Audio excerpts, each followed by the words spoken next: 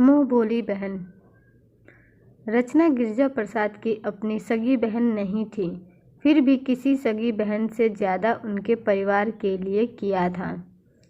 गिरिजा प्रसाद की अपनी बहन उनसे सारे रिश्ते तोड़ चुकी थी। कारण था संपत्ति विवाद। गिरिजा प्रसाद अपनी बहन से बहुत प्यार करते थे और उसकी याद उन्हें हमेशा आती थी। 5 साल पहले जब गिरिजा प्रसाद जी को बिजनेस में पैसों का घाटा हुआ था तो रचना और उनके पति ने ही उनकी मदद की थी। रचना ने मदद जिंदगी के ऐसे पड़ाव पर की थी जब गिरिजा प्रसाद बिल्कुल टूट चुके थे। ऐसे में रचना और उनके पति ने किसी फरिश्ते की तरह आकर उनकी मदद की थी। उस समय जब ज़्यादा जान पहचान भी नहीं थी दोनों परिवार की। एक बार गिरिजा प्रसाद जी का बेटा शिवम जब गलत संगत में पड़ गया था तो उसका पढ़ाई में बिल्कुल मन नहीं लग रहा था, जिस वजह से उसके नंबर कम आने लगे थे।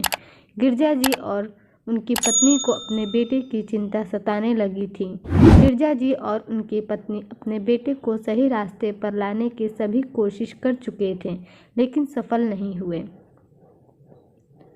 जब वे यह बात रचना और उसके पति से बताते हैं तो रचना और उसके पति दोनों ने आश्वासन दिया कि आप चिंता मत कीजिए, हम आपके बेटे को समझाएंगे और सही रास्ते पर लाने की पूरी कोशिश करेंगे। शुरू में तो शिवम बेटे को समझाने में उन्हें परेशानी का सामना करना पड़ा, लेकिन रचना ने हार नहीं मानी और गिरिजा जी के बेटे को प्यार से समझाने की पूरी कोशिश करती रही। आखिरकार वो दिन आ गया जब गिरिजा जी का बेटा अपने पैरों पर खड़ा हो गया और विदेश की कंपनी में सॉफ्टवेयर इंजीनियर बन गया।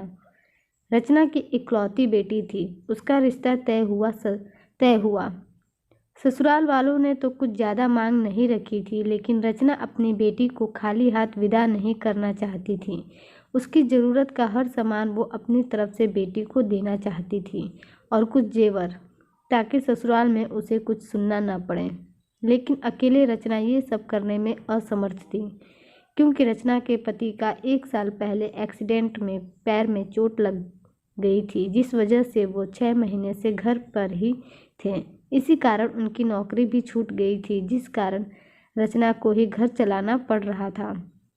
लेन देन में कुछ कमी ना हो जाए, इस वजह से रचना अपने मुंह बोले भाई गिरिजा प्रसाद जी के यहाँ आ जाती है।